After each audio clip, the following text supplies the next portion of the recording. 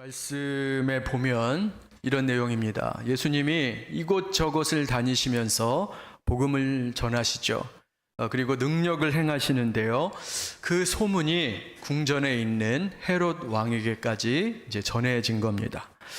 나사렛 예수라는 사람이 있는데 회개하라, 천국이 가까웠느니라. 이런 말씀을 전하고 선포하는데 거기서 능력이 나타난다는 거예요. 그래서 병든 자가 고침을 받고 귀신 들린 자가 치유함을 받는 그런 소식을 헤롯이 듣게 된 겁니다. 자, 그런데 오늘 본문에 보면 이상한 게 하나 있어요. 이 소식, 예수님에 대한 소식을 들었는데 헤롯 왕의 반응이 좀 특이합니다. 14절입니다. 제가 한번 읽어드릴게요. 이에 예수의 이름이 드러난지라 헤롯 왕이 듣고 이르되 이는 세례 요한이 죽은 자 가운데서 살아났도다. 자, 헤롯이 예수님을 지금 누구라고 표현하고 있어요? 세례 요한의 환생이다. 뭐 이런 식으로 얘기를 하는 거예요. 세례 요한이 죽은 자 가운데서 살아났도다. 그러니까 헤롯이 지금 예수님의 이야기를 듣고 예수님의 모습에서 세례 요한을 떠올리고 있는 겁니다. 자, 그런데 그 모습이 정상적이지 않고 약간 병적이에요. 이게 정상적으로 보이지가 않습니다. 병적으로 느껴지는데 16절에도 나와요. 16절 이렇게 돼 있어요. 헤롯은 듣고 이르되 내가 목벤 요한 그가 살아났다 하더라. 병적으로 느껴지지 않으세요? 저는 병적으로 느껴졌어요. 자, 헤롯이 왜 이렇게 예수님을 통해 세례 요한을 생각하고 또 그 반응이 굉장히 히스테릭하고 병적인 반응을 보이는가? 본문 말씀에 그 이유가 나오죠. 자, 세례 요한을 자신이 직접 목베어 죽였기 때문이라는 거예요. 도둑이 제발 저린다고 하죠. 여러분, 죄 지은 사람은 그 죄에 대한 기억이 계속 남는 겁니다. 선지자 세례 요한을 죽인 게 이 헤롯 왕에게는 계속 마음에 남아 있었던 거예요. 그래서 예수님을 보면서 그게 세례 요한과 연결이 되는 거죠.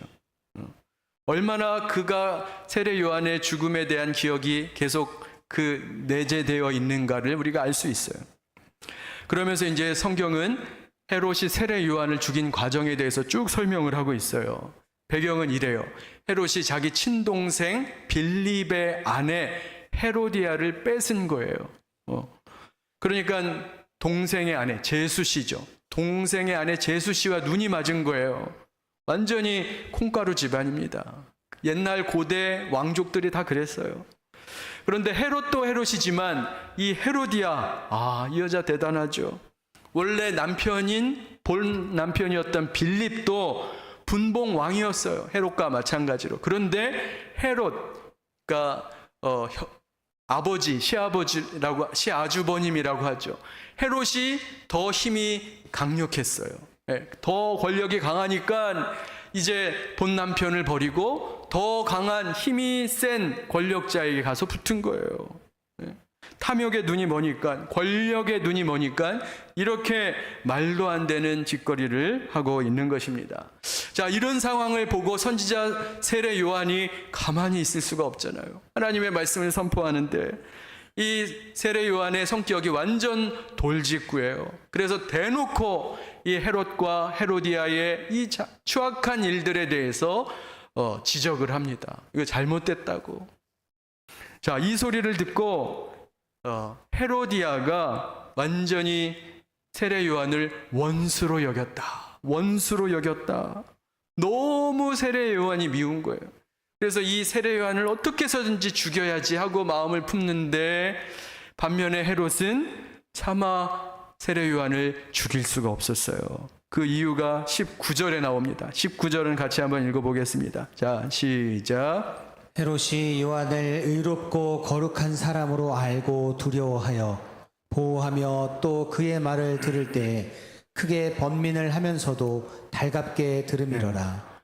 그러니까 헤로디아는 원수를 품고, 여자가 더 무서운 것 같아요. 여자가 원수를 품으면 아주 무섭습니다.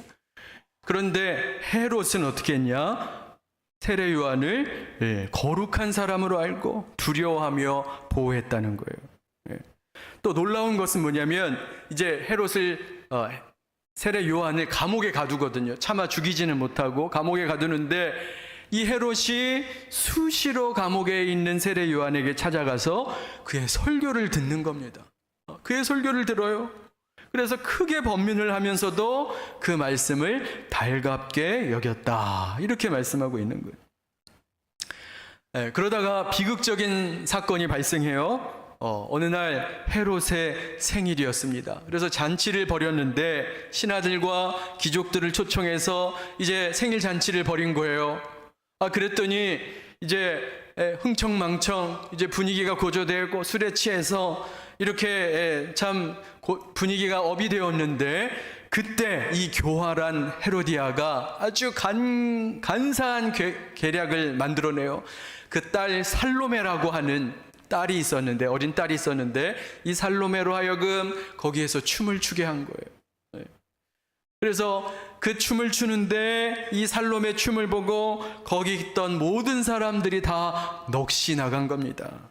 헤롯이 기분이 좋아졌어요. 그리고 그 업된 기분을 가지고 허세를 부립니다. 어떤 허세를 부리냐?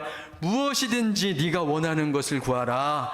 내 나라의 절반이라도 주리라. 엄청난 허세를 부리죠. 남자들 허세는 예나 지금이나 변함이 없습니다. 요즘 말로 기마이라고 하죠. 기마이.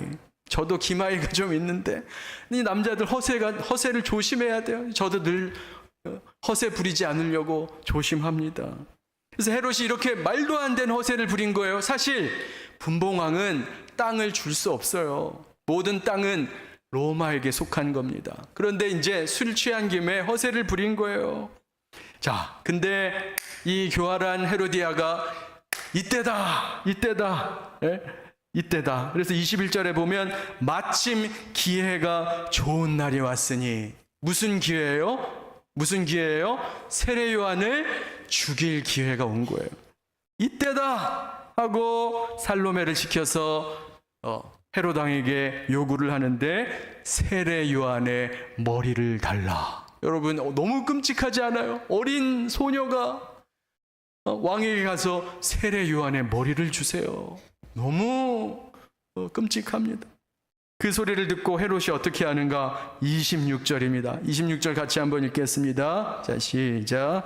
왕이 심히 근심하나 자기가 맹세한 것과 그 앉을 자들로 인하여 그를 거절할 수 없는지라. 왕이 심히 근심했어요. 근심은 했어요.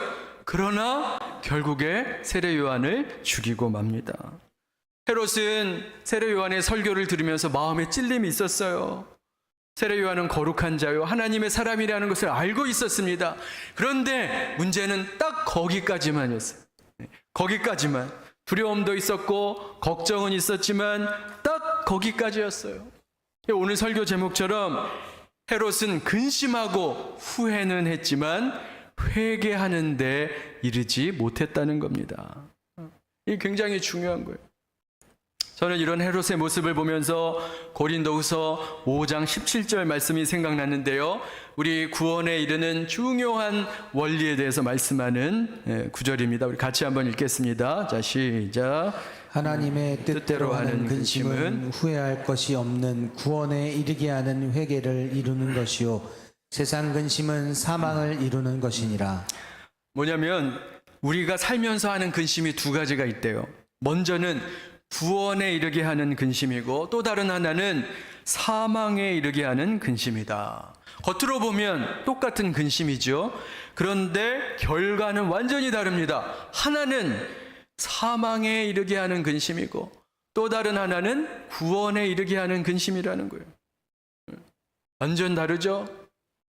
목사님, 저는 근심이 하나도 없는데요. 아마 이런 분 있으시면 한번 손 들어보세요. 여러분 근심 다 있으시죠? 세상의 모든 사람들이 다 근심이 있어요. 근심 없는 사람은 없습니다. 우리가 살면서 근심을 피할 수는 없어요. 그러나 우리가 근심을 하더라도 어떤 근심을 해야겠어요? 사망에 이르는 근심으로 그쳐야겠습니까? 아니면 구원에 이르는 근심으로 살아야겠어요? 그러니까 여러분, 오늘 말씀을 통해서 사망에 이르게 하는 근심은 무엇인지, 또 구원에 이르게 하는 근심은 무엇인지 우리가 잘 깨달아야 돼요. 그래서 여러분이 사망에 이르는 근심이 아니라 구원에 이르는 근심을 하는 그런 성도 되시기를 주님의 이름으로 축원합니다. 네. 자, 그래서 먼저는 사망에 이르는 근심이에요. 이것을 보통 우리는 뭐라고 하냐면 후회요 자책이라 이렇게 말해요. 후회, 자책이라고 말합니다. 헤롯은 세례 요한의 목을 달라고 하는 그 살로메의 말을 듣고 굉장히 근심했어요. 여러분, 그 짧은 순간이지만 얼마나 많은 생각을 했겠어요. 네. 여러분, 사람이요 몇 초간에 수백 가지, 아주 급박한 상황이 되면 몇 초 상간에 수백 가지 생각이 막 지나간대요. 이 순간 헤롯이 얼마나 후회를 했을까요? 내가 미쳤지. 내가 왜 그런 허세를 부렸을까? 내가 왜 그런 말을 했지? 이 사람 하나님의 사람인데, 거룩한 사람인데 내가 큰 실수를 했구나. 아마 이런 온갖 생각들이 그 머리를 스쳐갔을 거예요. 우리도 그런 때가 있잖아요. 후회가 되는 순간, 자책이 되는 순간, 그래서 머리를 쥐어뜯고 가슴을 치면서 내가 왜 그랬을까? 내가 왜 그랬을까? 그렇게 하지 말았어야 하는데. 이런 자책과 후회의 순간이 우리에게 다 있잖아요. 그래서 타임머신이 있으면, 정말 영화에 나오는 타임머신이 있으면 내가 그 시간으로 돌아가서 그것을 고쳐보고 싶은 마음이 여러분 다 있으시죠? 없으세요? 저만 있는가 봅니다. 그런 마음이 우리에게 다 있어요. 그때만 생각하면 내가 왜 그랬을까? 후회가 되는 그런 후회와 자책의 순간이 있다는 거예요. 제가 아는 어떤 분이 아파트를 담보로 잡아서 대출을 받았어요. 억 단위로 받았어요. 그리고 주식에 투자를 한 겁니다. 그것도 아내 몰래 했어요. 여러분, 절대 이런 일은 있어서는 안 돼요. 아내 몰래 대출을 받아서 주식 투자를 한 거예요. 처음에는 이익을 얻었어요. 그래서 기마이를 썼어요. 옷도 사주고 좋은 것도 사주고. 그런데 결국에는 많은 돈을 잃게 된 겁니다. 결국은 가족 전체가 엄청나게 힘든 시간을 겪게 되었어요. 그분이 그러는 거예요. 얼마나 후회가 되는지. 그때로 내가 다시 돌아갈 수만 있다면, 그거 돌이키고 싶은 마음이 너무나도 강렬했던 겁니다. 내가 그렇게 어리석은 일을 하지 않았을 텐데 하고 후회와 자책을 하는 거예요. 여러분, 이게 그분만의 이야기가 아니잖아요. 우리도 여러 가지 일들로 후회와 자책을 하는 순간이 많다는 거예요. 자, 그런데 문제는 이런 후회와 자책이 우리를 구원에 이르게 하지 못한다는 거예요. 오히려 우리를 사망에 이르게 한다는 거예요. 여러분, 그렇죠? 모든 병의 그 근본이 뭐라고 합니까? 스트레스죠. 우리가 근심하고 후회하고 자책하고 그것이 결국에는 우리를 망가지게 하는 것이죠. 자, 그러면 구원에 이르게 하는 근심은 무엇인가? 성경이 말하는 구원에 이르게 하는 근심이 있대요. 이것을 두 글자로 회개라고 하는 것입니다. 회개는, 근심은 근심이지만 우리를 생명으로 인도한다는 거예요. 구원으로 인도한다는 거예요. 그래서 예수님이 이 땅에 계시면서 많은 사람들에게 요구하신 것이 바로 회개입니다. 회개를 요구하시는 거예요. 성경은 분명히 우리에게 말해요. 회개해야 구원받을 수 있다. 따라해 보세요. 회개해야 구원받을 수 있다. 구원받을 수 있다. 이게 성경이 말하는 진리예요. 그래서 세례 요한이 말했어요. 마태복음 3장 1절 2절에 보니까 그때 세례 요한이 이르러 유대 광야에 전파하여 말하되 회개하라 천국이 가까웠느니라. 예수님도 공생의 사역 시작하면서 똑같은 메시지를 전하셨어요. 마태복음 4장 17절에 이때부터 예수께서 비로소 전파하여 이르시되 회개하라 천국이 가까웠느니라 하시니라. 베드로도 마찬가지고요. 사도 바울도 마찬가지입니다. 모든 복음의 전파자들이 회개의 중요성을 전했어요. 회개하라. 왜 그런가? 우리가 구원받기 위해서 가장 중요한 것이 회개이기 때문에 그렇습니다. 여러분, 천국에 가는 길의 첫 걸음이 뭐냐? 회개예요. 회개 없이는 절대로 구원받을 수가 없습니다. 여러분, 다른 종교에는 회개라는 단어 자체가 없어요. 불교, 힌두교, 이런 타종교에는 선을 쌓아라, 착한 일을 해라, 공덕을 쌓아라, 이런 말은 있어도 회개하라, 이런 말은 없습니다. 이런 말은 없어요. 그래서 거기에는 구원이 없는 것입니다. 너무나도 중요하기 때문에 다시 말씀드려요. 회개 없이는 절대로 구원에 이를 수 없어요. 교회를 오래 다녔다, 교회를 20년이 다니고 30년을 다녔다, 그런데 한 번도 회개한 적이 없다. 안타깝게도 이런 사람은 종교 생활한 겁니다. 이 사람은 종교 생활한 거예요. 교회를 아무리 다녀도 회개가 없었다면 구원에 이를 수 없는 거예요. 바라기는, 진심으로 바라기는 여기 계신 분 모두가 오늘 말씀을 통해 진심으로 회개하고 구원받아 천국 백성 되시기를 주님의 이름으로 축원합니다. 회개를 기억하세요. 자, 그런데 문제는 많은 사람이 후회와 회개를 잘 구별하지 못한다는 거예요. 후회해놓고 회개한 것으로 착각한다는 것입니다. 그래서 여러분, 후회와 회개를 잘 이해하셔야 돼요. 그것을 이해하기 위한 좋은 예가 있는데 가룟 유다와 베드로를 보면 알 수 있습니다. 가룟 유다와 베드로를 잘 비교해 보려고 해요. 여러분, 가룟 유다가 누구예요? 예수님을 배반한 사람이죠. 은 30냥을 받고 예수님을 팔았어요. 그럼 베드로는 어떤 사람입니까? 베드로도 예수님을 배반한 사람이에요. 예수님을 3번이나 배반했어요. 마지막에는 예수님을 저주까지 했습니다. 저주까지 했어요.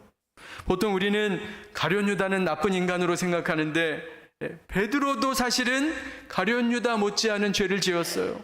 예수님을 부인하고 저주까지 했어요. 그렇게 예수님을 배신한 이 두 사람이 다 자신의 행동에 대해서 후회는 합니다. 뉘우치기는 해요. 그래서 겉으로 보면 가룟 유다의 모습이나 베드로의 모습이나 별반 차이가 없는 것 같은데 결론은 달랐어요. 한 사람은 어떻게 했어요? 목을 메어 자살을 했고, 또 한 사람은, 베드로는 하나님의 손에 붙들림 바 되어 위대한 복음 사역자가 된 것입니다. 여러분, 후회도 회개도 자기 잘못을 깨닫는다는 것에 있어서는 똑같지만, 그런데 그 다음이 중요한 거예요. 깨닫는 것으로 끝나는 게 아닙니다. 그 다음이 중요한데, 자, 가룟 유다는 어떻게 했는지 우리가 함께 살펴보겠습니다. 마태복음 27장 3절에서 5절까지 교독하겠습니다. 자, 그때에 예수를 판 유다가 그의 정죄됨을 보고 스스로 뉘우쳐 그 은 30을 대제사장들과 장로들에게 도로 갖다 주며 이르되 내가 무죄한 피를 팔고 죄를 범하였도다 하니, 그들이 이르되 그것이 우리에게 무슨 상관이냐, 내가 당하라 하거늘. 다 같이요. 유다가 은을 성소에 던져놓고 물러가서 스스로 목매어 죽은지라. 자, 여기 보니까 가룟 유다도 뉘우쳤어요, 안 뉘우쳤어요? 뉘우쳤죠. 스스로 뉘우쳐 내가 무죄한 피를 팔고 죄를 범하였도다. 뉘우쳤어요. 내가 왜 그랬을까? 내가 왜 그랬을까? 자기 행동에 대해서 후회하고 뉘우쳤어요. 그런데 거기까지만이었다는 거예요. 거기까지만. 이것을 후회라고 하는 겁니다. 아, 내가 잘못했구나. 후회만 한 거예요. 자, 그럼 회개는 뭔가? 사도행전 3장 19절입니다. 같이 한번 읽겠습니다. 자, 시작. 그러므로 너희가 회개하고 돌이켜 너희 죄 없이 함을 받으라. 이같이 하면 새롭게 되는 날이 주 앞으로부터 이를 것이요. 그러니까 자신의 죄를 깨닫는 것으로 끝나지 않고 하나님께로 돌아가서 하나님의 죄사함의 은혜를 받는 것, 여기까지가 회개라는 거예요. 그리고 여기 아주 중요한 차이점이 하나 있어요. 자, 가룟 유다는 어떻게 했는가? 스스로 뉘우치고 스스로 목매어 죽었다, 이렇게 표현해요. 스스로란 단어가 굉장히 중요해요. 이게 무슨 말이에요? 자기 잘못에 대한 책임을 자기 스스로 지려고 했다는 거예요. 자기 죄가에 대한 책임을 자기 스스로 해결하려고, 판단하고 해결하려고 했다는 겁니다. 아, 목사님, 그게 뭐가 잘못이에요? 결자해지, 내가 잘못한 거 내가 풀어야죠. 여러분, 그게 아니에요. 여러분, 만약에 여러분 생각해 보세요. 여러분의 죄 문제를 여러분 스스로 다 해결할 수 있다고 생각하십니까? 천만에요. 그건 불가능합니다. 여러분의 죄값을, 죄책의 문제들을 여러분의 힘과 능력으로 해결하고 풀어낼 수 있다고 생각하세요? 할 수 없어요. 오직 우리는 하나님께 우리의 죄를 고백하고 하나님의 처분을 구하는 거예요. 여러분, 세상 법정에서도 죄를 지은 사람이 자기 죄에 대해서 스스로 판단하고 너는 이런 처벌을 받아야 돼, 스스로 정합니까? 그런 법은 없어요. 재판장이, 심판장이 그 처벌과 처분을 하는 것이죠. 내가 스스로 정하고 스스로 집행하는 것은 세상 어느 법정에도 없습니다. 여러분, 내가 지은 죄 문제를 내가 스스로 해결할 수 있다 생각하는 이것이 바로 지옥 가는 지름길이에요. 그게 지옥 가는 지름길입니다. 가룟 유다는 그런 선택을 한 거예요. 스스로 뉘우치고 스스로 목매었다. 자, 반면에 베드로는 어떻게 했습니까? 예수님을 저주하면서 세 번째 부인하자, 그때 뭐가 울었어요? 닭이 울었어요. 꼬끼요. 아마 평생의 베드로가 이 치킨 트라우마가 있었을 거예요. 치킨을 못 먹지 않았을까? 치킨만 보면 그때 생각이 나는 거예요. 내가 그때 예수님 배신했는데, 예수님 저주했는데. 얼마나 베드로가 후회해요. 꺼이 울면서 통곡을 하죠. 자, 그런데 베드로가 그렇게 자책을 후회했는데, 그런데 베드로는 그 후에 예수님께로 돌아갔다는 거예요.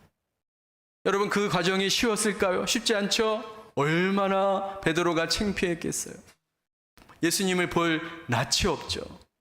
제자들을 볼 낯이 없습니다. 배신자, 예수님을 배신한 배신자, 그 욕먹을 각오로 예수님께로 나간 거예요. 그래서 주여, 나는 죄인입니다. 나는 죄인입니다. 예수님을 부인한 자입니다. 이런 마음으로 주님 앞에 나아간 겁니다. 여러분, 우리도 마찬가지예요. 우리가 이 자존심이 문제예요. 자존심. 여러분, 헤롯이 아까 왜 얼마든지 멈출 수 있었잖아요. 본인이 자존심 내려놓고 내가 아까 허세를 부렸는데 미안하다, 그건 내가 허세 부린 거야, 이 사람 하나님의 사람이야, 거룩한 사람이야, 죽여서는 안 돼, 이렇게 바꿀 수 있었잖아요. 그런데 왜 결국에는 죽였어요? 자존심 때문에 그런 거예요. 여러분, 우리가 사람 앞에서는 자존심 내세울 수 있어요. 그러나 하나님 앞에서는 그 알량한 자존심을 다 내려놓으셔야 돼요. 그래야 구원의 은혜를 받을 수 있습니다. 주여, 제가 얼마나 더러운 죄인인지 주께서 아시지요.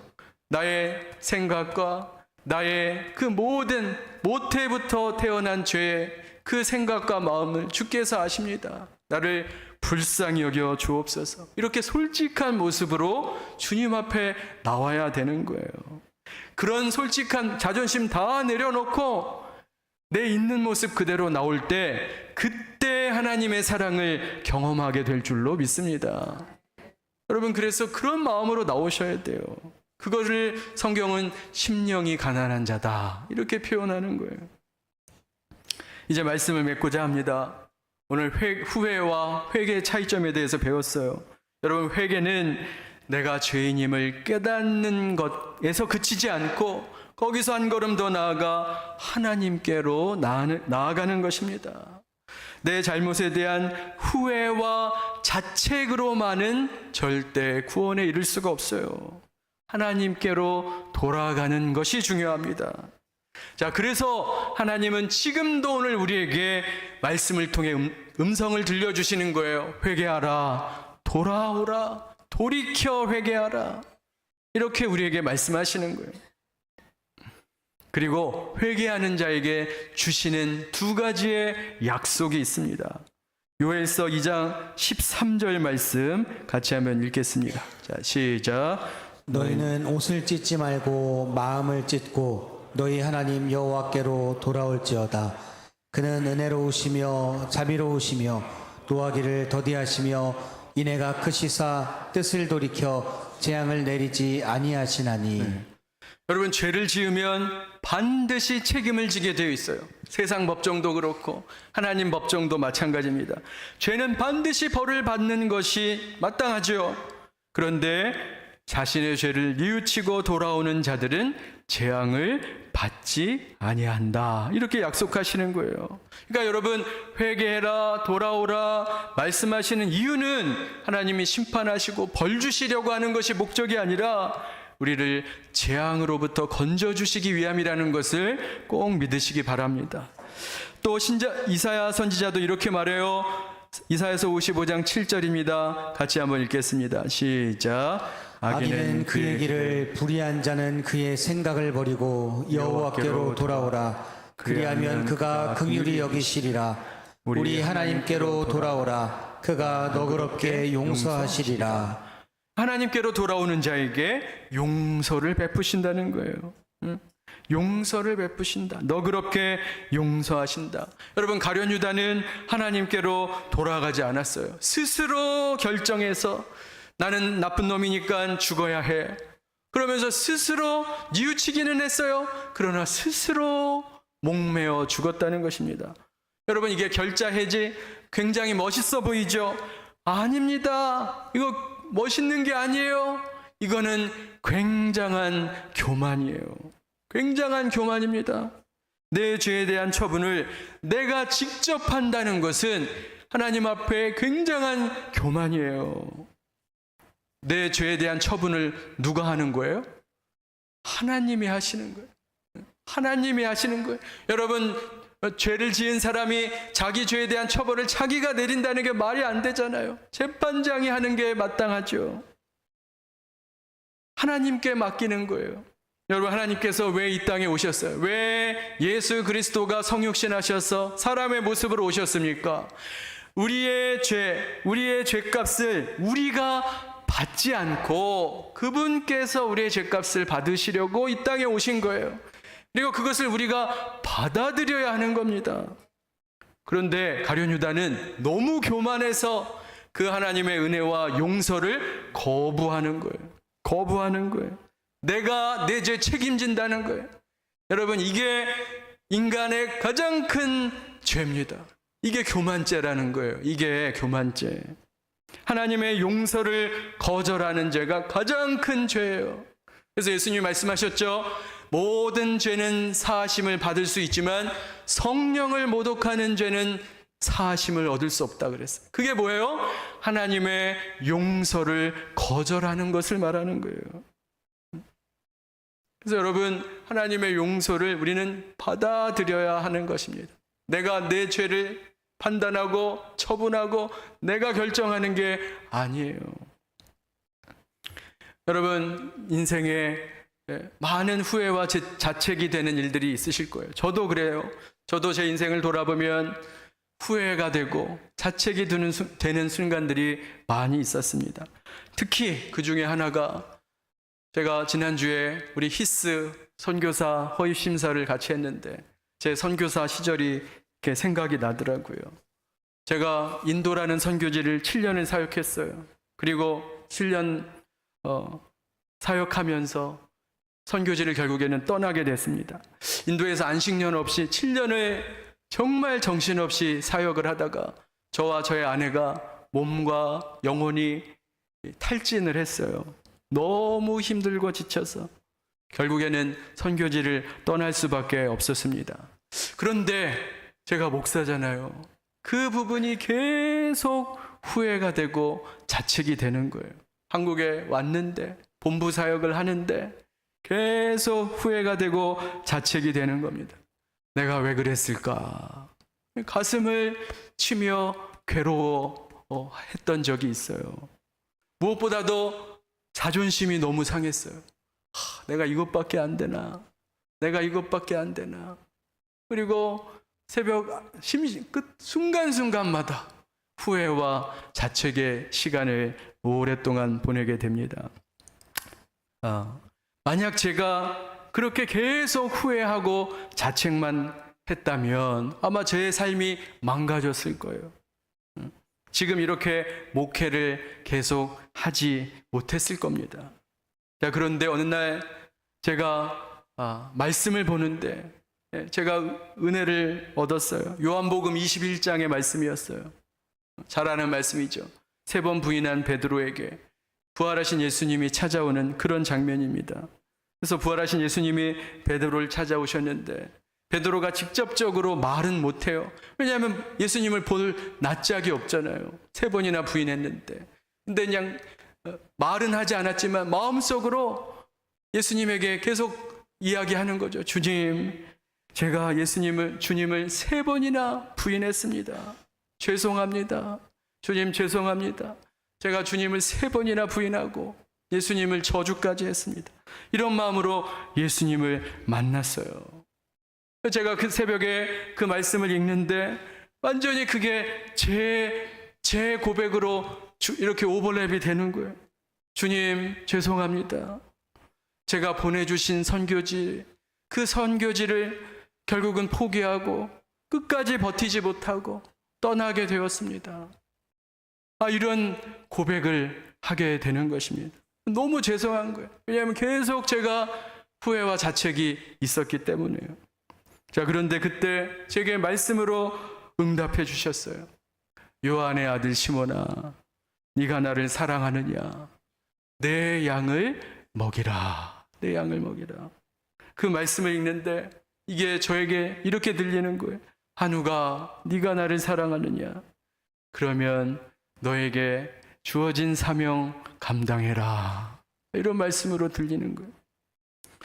3번 부인한 베드로를 주께서 용서하신 것처럼 선교지를 떠난 저를 주께서 용서하시는 음성을 제가 들었습니다.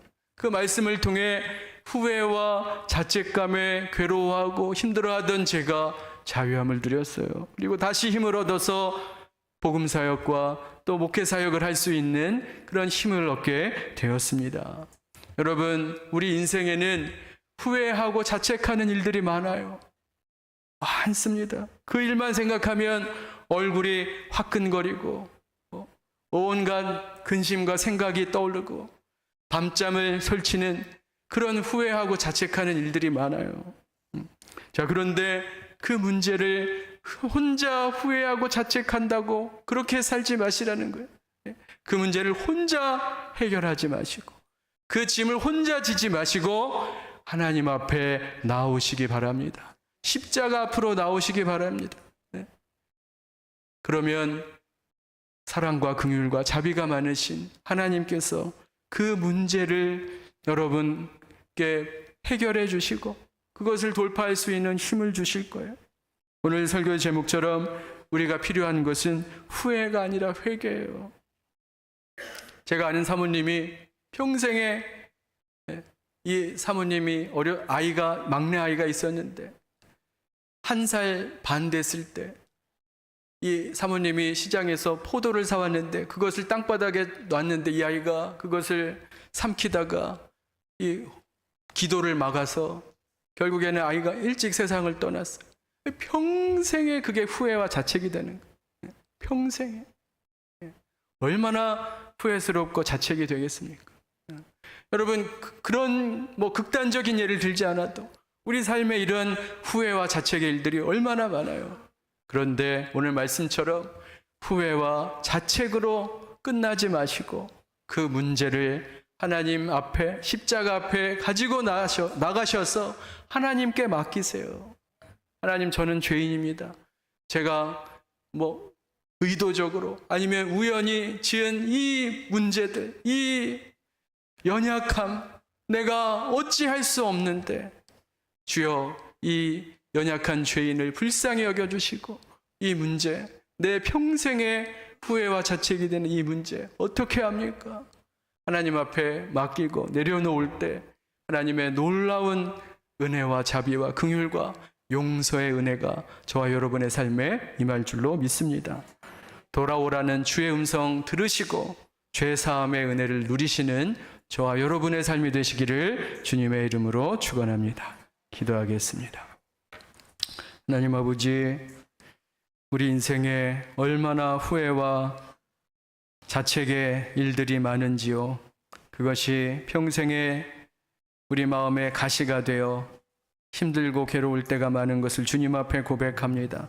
주여, 그러나 후회와 자책으로 우리의 인생을 망가뜨리는 어리석은 자 되지 않게 도와주시고 그런 우리를 품어주시고 용서하시는 십자가의 은혜를 기억하며 하나님 아버지의 품으로 돌아오는 저희를 모두가 되게 하여 주옵소서. 예수님의 이름으로 기도하옵나이다. 아멘.